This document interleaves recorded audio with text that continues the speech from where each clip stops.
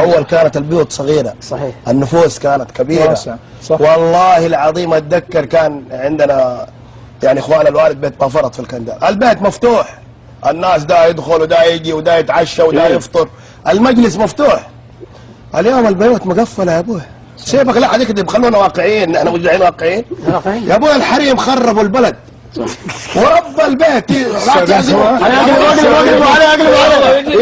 ابوي اسمع الكلام، اسمع الكلام يا ابوي. تيجي اولاد اختك يا شيخ راح يجوا خربوا، كسروا النجف، كسروا المزهريات، كسروا الدكاكين، كسروا الكراسي. طب انت مسويتها عشان مين؟ عشان انت وزوجك تقعدوا تتفرجوا فيها. واغلى شيء مجلس الضيوف يا راجل مقفل، نحن عندنا نص البيت مقفول. يغبر عنكبوت ينافع عنكبوت. كانت البيوت والله مفتوحه ورزق، رزق كان. ليش؟ لانه الناس كانت نفوسها وسيعه.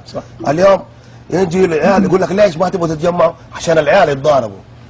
مين العيال يتضارب؟ العيال خليهم يتضاربوا، حيكبروا وينسوا.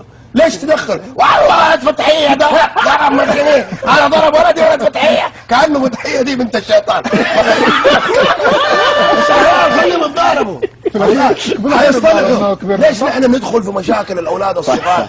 كتر المكياج في الوجه وكتر في القلوب، صار الوحده كل وحده تفكر ولدها وتفكر طول الليل، والله العظيم. وهذا موضوع خطير. اليوم الناس تنافرت. والله شوف العوائل